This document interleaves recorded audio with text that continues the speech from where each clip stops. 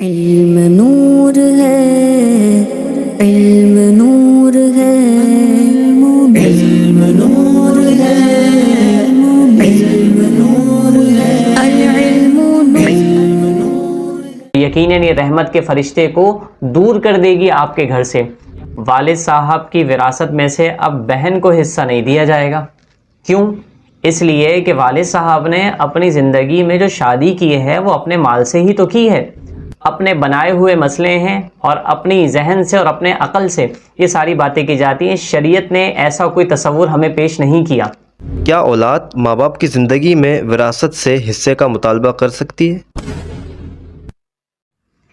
الحمدللہ رب العالمین والصلاة والسلام علی اشرف الانبیاء والمرسلین، اما بعد فاعوذ باللہ من الشیطان الرجیم، بسم اللہ الرحمن الرحیم۔ الحمدللہ ایک مرتبہ پھر آپ تمامی احباب کی خدمت میں ہم شرعی سوالات اور ان کے جوابات لے کر حاضر ہوئے ہیں۔ آپ تمام احباب سے گزارش ہے کہ ان تمام ہی جو شرعی سوالات ہیں ان کو سنیے، جوابات بھی حاصل کیجئے اور اپنے علم میں اضافہ فرمائیے، اور آپ کے ذہن میں اگر کوئی بھی دینی پوائنٹ آف ویو سے کوئی سوالات ہوں تو آپ کیجئے۔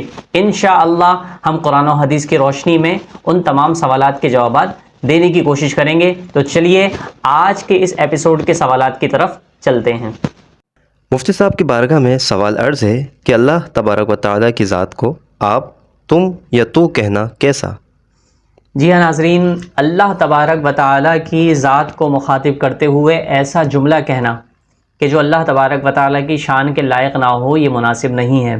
جیسے سائل نے سوال کیا کہ اللہ تبارک و تعالیٰ کو آپ کہنا یہ کیسا ہے، یاد رکھیے اللہ تبارک و تعالیٰ کے لیے ایسا جملہ استعمال کرنا جس میں اللہ تبارک و تعالیٰ کی ذات کے حوالے سے کسی سننے والے کو یہ شائبہ پیدا ہو کہ یہ ایک نہیں بلکہ دو تین خدا کے ماننے والے ہیں، تو پھر ایسا جملہ استعمال کرنا یہ مناسب نہیں ہوتا۔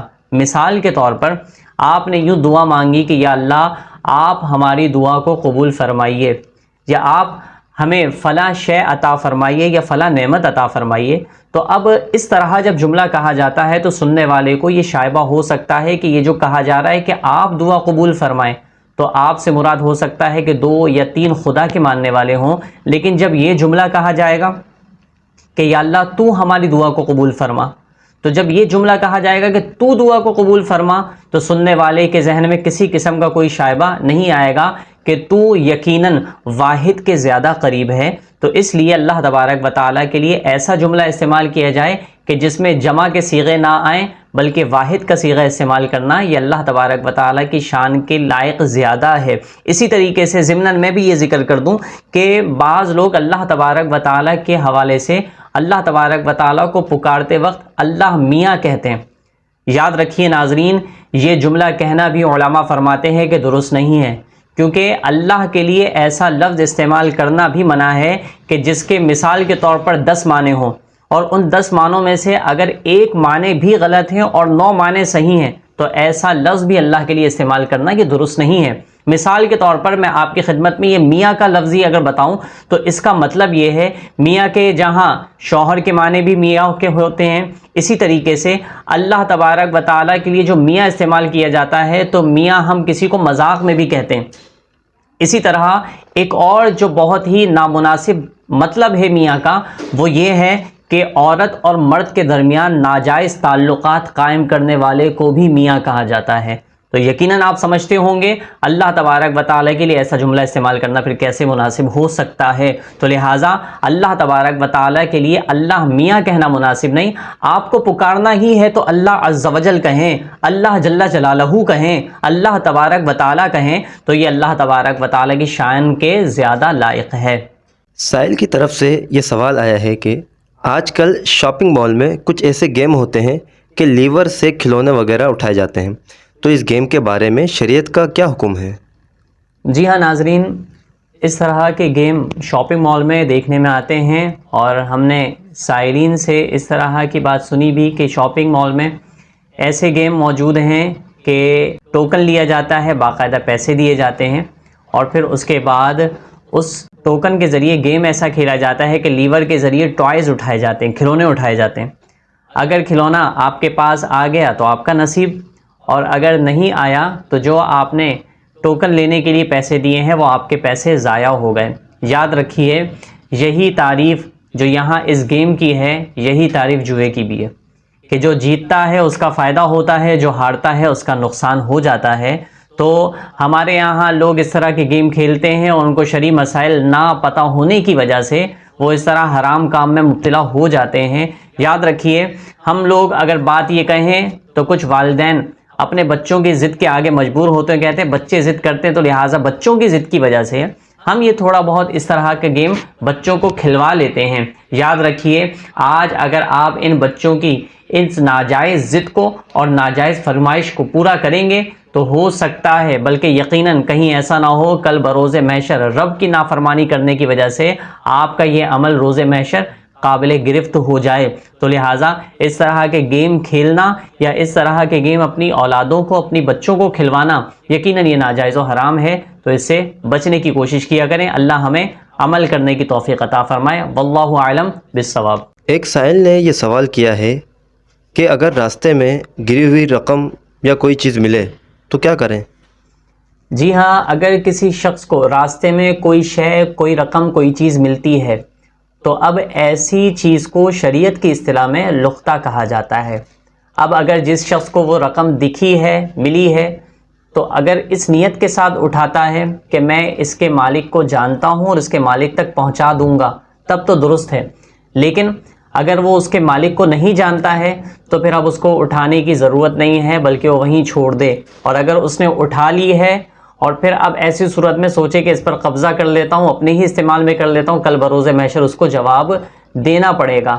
تو لہٰذا اگر کوئی یہ بھی کہتا ہے کہ جناب ہم نے تو اللہ کی زمین سے اٹھائی ہے تو یہ شے ہماری ہو گئی، تو ایسا نہیں ہے کہ اللہ کی زمین پر جو چیز پڑی ہو یا جو چیز رکھی ہو تو اس کو آپ اٹھا کر اپنے قبضے میں کر لیں۔ اگر بات یہ کی جائے گی تو بڑی دور تک جائے گی، کیونکہ اللہ تبارک و تعالیٰ کی زمین پر اور بھی کئی چیزیں ہوتی ہیں جو پڑی ہوتی ہیں، چلتی پھرتی ہیں، تو لہٰذا ایسی صورت میں کوئی یہ نہیں کہہ سکتا کہ یہ تو مجھے اللہ کی زمین سے ملی ہے لہٰذا اس پر قابض ہو جاتا ہوں۔ یاد رکھیے نبی کریم صلی اللہ علیہ وسلم کا فرمان ہے کہ اگر کسی شخص نے کسی کی ایک بالش زمین بھر پر قبضہ کیا تو اس کو کل بروز محشر اپنی ساری زندگی کی آدھی جمع کنجی پیش کرنی پڑے گی۔ تو لہٰذا ہمیں اللہ تبارک و تعالیٰ کے احکام کو سمجھنا چاہیے اور اللہ کا خوف رکھنا چاہیے۔ تو اس طرح کی شے ہرگز جو زمین پر پڑی ہو اٹھاتے ہیں تو مالک تک پہنچائیں، اگر نہیں پہنچا سکتے ہیں تو پھر اس کو وہیں چھوڑ دیں۔ اللہ تبارک و تعالیٰ ہم سب کو شرعی احکام سمجھنے کی توفیق عطا فرمائے۔ واللہ اعلم بالصواب۔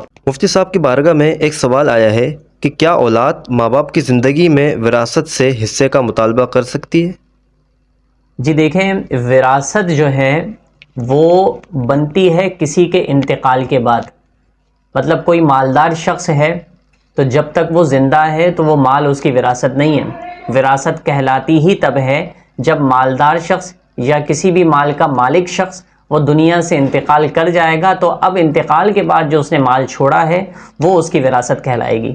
تو اب ہمارے یہاں زمانے میں جو اولادیں اپنے والدین کے زندہ ہوتے جیتے جی اگر اپنی وراثت میں سے حصے کا مطالبہ کرتی ہیں تو یہ کسی صورت میں بھی ان کا یہ مطالبہ کرنا درست نہیں ہے، کیونکہ یہ ایسے ہی ہے کہ جیسے کوئی شخص ساری زندگی کمائے، محنت مشقت کرے اور پھر جناب کوئی راہ چلنے والا شخص ان سے کہے کہ لاؤ بھائی تم نے جو کمایا ہے اس میں سے مجھے بھی حصہ دو، تو یقیناً کہنے والا یہی کہے گا کہ محنت میں نے کی، مشقت میں نے کی، جدوجہد میں نے کی، اسٹرگل میں نے کی، تمہیں کس حوالے سے کیا حصہ دوں اور کیوں دوں؟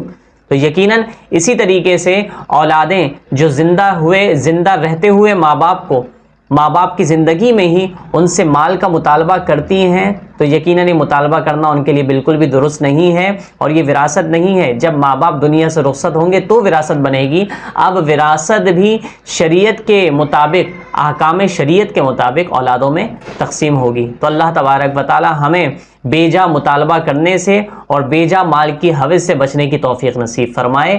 واللہ اعلم بالصواب۔ مفتی صاحب کی بارگاہ میں ایک سوال پیش خدمت ہے کہ کیا شادی شدہ بیٹی کو باپ کی وراثت میں سے حصہ ملے گا جبکہ باپ نے اپنے مال سے ہی زندگی میں بیٹی کی شادی کی؟ جی یہ سوال بھی ہمارے معاشرے میں بہت کثرت سے کیا جاتا ہے اور یہ معاملہ بھی ہمارے یہاں معاشرے میں بڑی کثرت سے پیش آتا ہے کہ جناب والد صاحب کی وراثت میں سے اب بہن کو حصہ نہیں دیا جائے گا۔ کیوں؟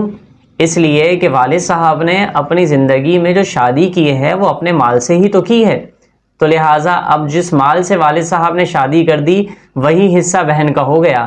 اب والد کے انتقال کے بعد اب بہن کو کوئی حصہ نہیں دیا جائے گا۔ تو یہ اپنے بنائے ہوئے مسئلے ہیں اور اپنی ذہن سے اور اپنے عقل سے یہ ساری باتیں کی جاتی ہیں۔ شریعت نے ایسا کوئی تصور ہمیں پیش نہیں کیا۔ شریعت کا معاملہ یہ ہے کہ جناب والد صاحب نے اپنی زندگی میں چاہے بیٹی کی شادی میں کروڑوں روپے ہی کیوں نہ لگا دیے ہوں، لیکن جب والد صاحب کا انتقال ہوگا تو اب والد صاحب نے انتقال کے بعد جو مال چھوڑا ہے یہ بنتا ہے مال وراثت۔ اب اس مال سے جہاں بیٹوں کو حصہ دیا جائے گا وہاں بیٹی کو بھی حصہ دیا جائے گا۔ والد صاحب نے اپنی زندگی میں جو دے دیا اس کو آپ تحفہ کہہ سکتے ہیں، ہبہ کہہ سکتے ہیں، ریوارڈ کہہ سکتے ہیں، لیکن آپ اسے والد صاحب کی زندگی میں دیے ہوئے مال کو وراثت کا حصہ نہیں کہہ سکتے، کیونکہ وراثت بنتی ہی انتقال کے بعد ہے۔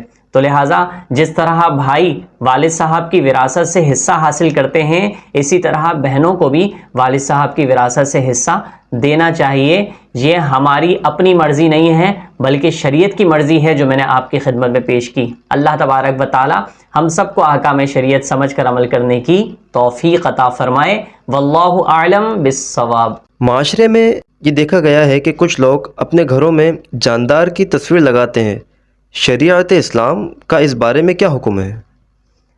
جی ہاں، دیکھیے نبی کریم صلی اللہ تعالی علیہ وسلم کا جاندار کی تصویر کے حوالے سے واضح طور پر فرمان ہے کہ اللہ کے نبی صلی اللہ علیہ وسلم نے فرمایا کہ جس گھر میں کسی جاندار کی تصویر یا کتا ہو اس گھر میں رحمت کے فرشتے داخل نہیں ہوتے۔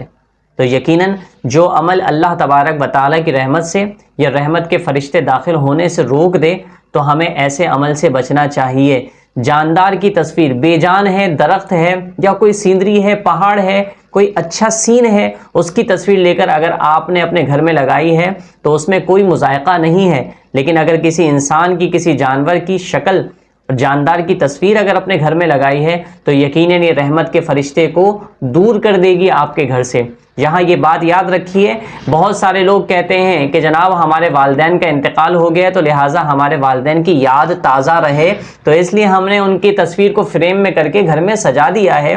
تو یاد رکھیے، یاد تازہ ہو یا یاد باسی ہو، شریعت اسلام کے احکام پر عمل کرنا ہم سب کی ذمہ داری ہے۔ کوئی کہتا ہے کہ جناب ہم نے کسی عام بندے کی تھوڑی بلکہ اپنے پیر صاحب کی تصویر لگائی ہے۔ یاد رکھیے نبی علیہ الصلوۃ والسلام کا فرمان جہاں آ جائے تو وہاں اس کے مقابلے میں کوئی پیر ہو یا کوئی بھی ہو کسی کی تصویر نہیں لگائی جا سکتی، بلکہ علماء اہل سنت نے تو ہمیں یہ تعلیم دی ہے کہ جہاں اگر کسی کو بفرض محال کسی کو اگر کسی نبی کی بھی تصویر مل جائے تو وہ بھی اپنے گھر میں فریم کر کے سجا کے ہرگز نہیں لگا سکتا ہے، کیونکہ نبی علیہ الصلوۃ والسلام کا فرمان ہے کہ جس گھر میں تصویر ہو جاندار کی یا کتا ہو اس گھر میں رحمت کے فرشتے داخل نہیں ہوتے۔ تو لہٰذا گھروں میں تصویر لگانا، جاندار کی تصویر لگانا یہ ناجائز و حرام ہے، اس سے بچیں اور دوسروں کو بچانے کی کوشش کریں۔ واللہ اعلم بالصواب۔